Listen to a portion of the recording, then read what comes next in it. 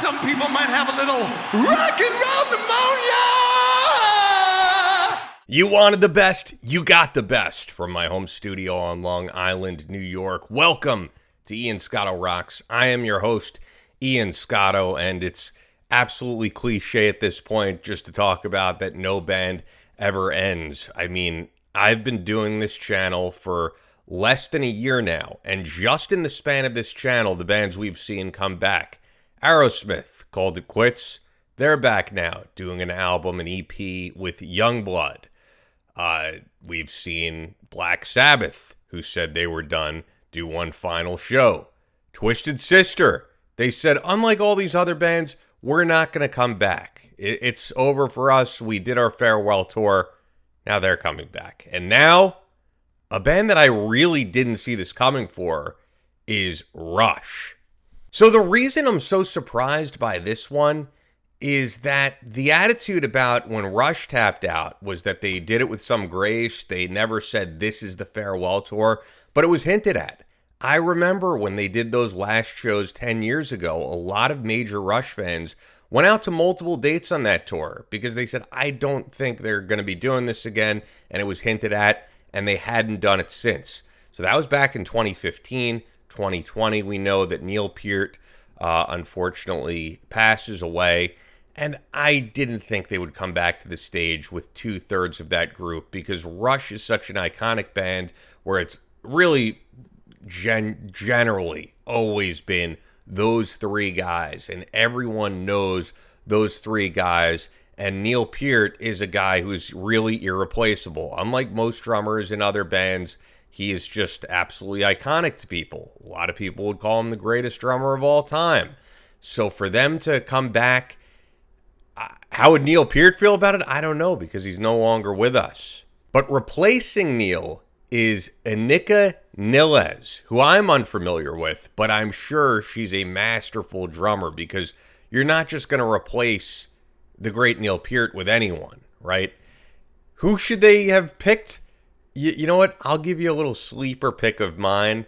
Richard Christy from the Howard Stern Show. It might sound crazy, but for those who don't know, Richard was the drummer for a lot of great death metal bands and metal bands, Iced Earth, Death. He also had his own band, Charred Walls of the Damned. But the real test, because many have attempted it, is can you do that iconic drum solo from Tom Sawyer? And he certainly has.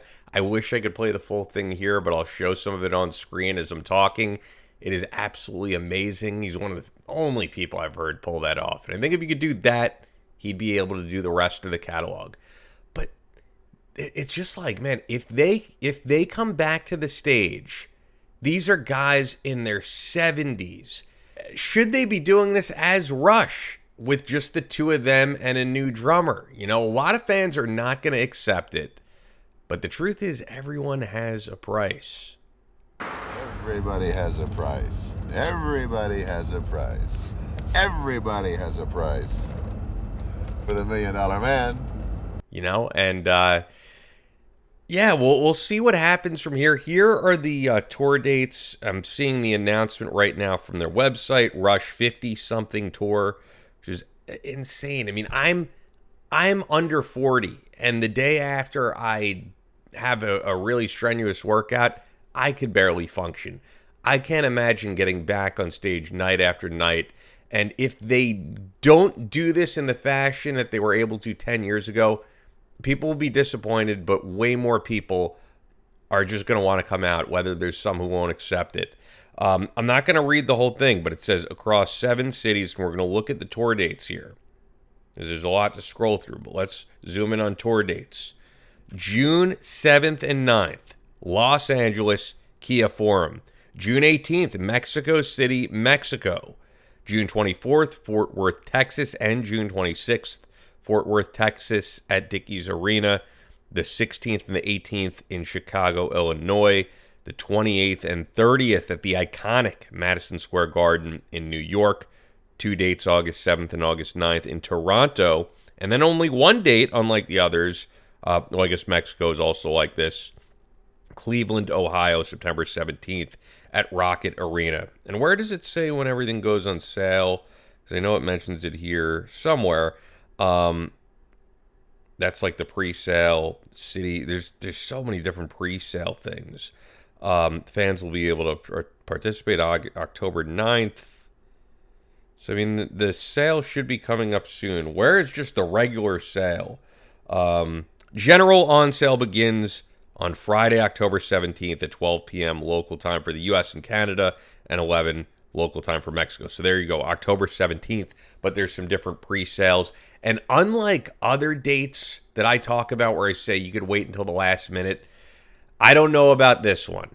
These may be sellouts because as many people who aren't going to accept Rush without Neil, there's going to be many more who never got a chance to see them for whatever reason, younger fans who weren't able to see them 10 years ago, and they want to see them one last time. But can these guys in their 70s pull off such technical music all these years later, and how's it going to sound? I'm sure a lot of people are out there saying, why call it Rush without Neil?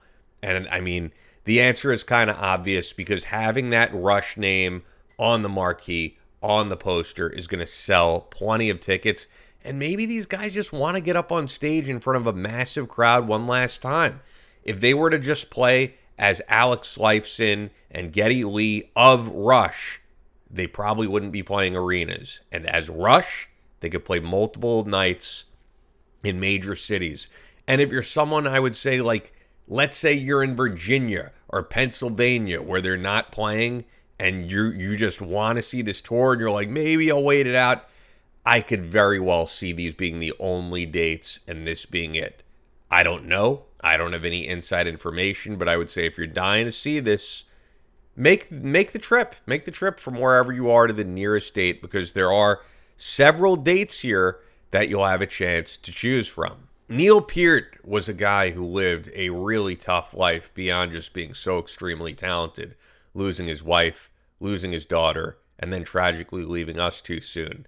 There's a great song by Godsmack, whether you like them or not. It's called Serenity, and it's about the motorcycle ride that Neil went on after learning the devastating news, which were very close together, not at the same time, but the deaths of his daughter and his wife. And that's what Godsmack's song Serenity was about. So, if you want to remember Neil Peart, not just through the music of Rush, I would really suggest you check out that song. It's a great song, like I said, whether you're a fan of Godsmack or not. But I want to hear from you guys. Do you accept this as being Rush? Are you going to go out and see these dates?